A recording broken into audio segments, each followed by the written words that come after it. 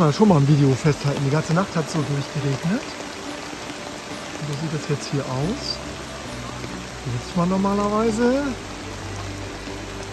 So, und das Verrückte ist nämlich, da müssen wir dann später durch. Mit dem Wohnwagen hinten dran. Und hier war eine Gruppe, die hat hier heute Nacht gezeltet.